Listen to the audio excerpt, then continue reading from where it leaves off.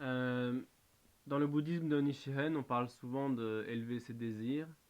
Ça veut dire quoi en fait?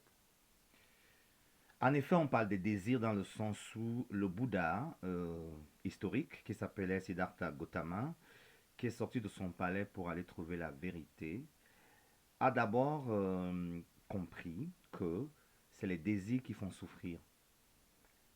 Quand on est assouvi par un désir, c'est-à-dire par exemple avoir envie de manger, quand on ne mange pas, quand on a faim, ça peut créer une souffrance.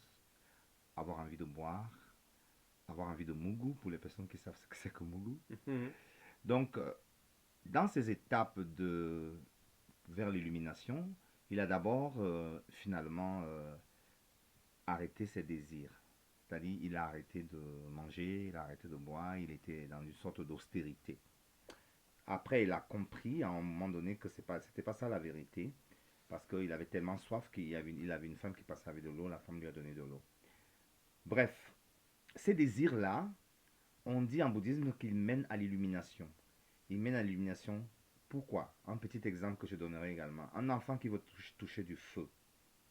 Si on lui dit ah, ne touche pas le feu, ne touche pas le feu à un certain âge, l'enfant fera tout pour toucher le feu. Ah, finalement, il va toucher le feu.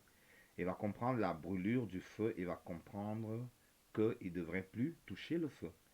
Le seul fait qu'il comprenne qu'il ne doit plus toucher le feu, c'est ça qu'on appelle élever les désirs ou alors être illuminé par rapport à la brûlure du feu. Le bouddhisme, finalement, encourage de vraiment aller vers ses désirs tant qu'on se respecte et qu'on respecte les autres. Et on comprendra que c'est une étape vers l'élévation des désirs, de comprendre que le désir le plus important, c'est d'avoir le désir de créer la paix pour soi-même et pour les autres. Donc je parlerai de mon exemple quand je dis, moi par exemple, le bouddhisme m'a permis d'assouvir mes désirs personnels qui m'ont épanoui. Et à ce moment-là, j'ai compris qu'en fait, ces désirs-là ne sont rien face au désir, le désir noble de créer la paix dans le monde. Donc c'est ça qu'on appelle élever les désirs. Élever les désirs, c'est passer par des étapes qui vont finalement t'amener à avoir un grand désir qui est celui de la paix dans le monde. Ok, mais c'est quoi le rapport entre le feu qui brûle et le désir? Tu parles de la petite. Bah, les enfants, des fois, ils ont le désir de toucher le feu, le désir. Et Ah. on lui dit, ah, ne touche pas le feu, ne touche pas le feu. Alors si tu ne touches pas le feu, à un moment donné, on dit toujours, l'enfant a besoin de faire ses expériences, de faire ses erreurs. S'il a un désir erroné, il faut qu'il comprenne de lui-même que ce désir est erroné. Mais tant qu'il n'a pas vécu, il ne peut pas comprendre. Ah, donc on a besoin de passer par là afin de faire le désir de la paix mondiale. De Voilà. passer par ces désirs à soi, qui sont plus, on va dire, un peu égocentriques, pour ensuite aller vers un désir plus qui concerne le monde entier, quoi.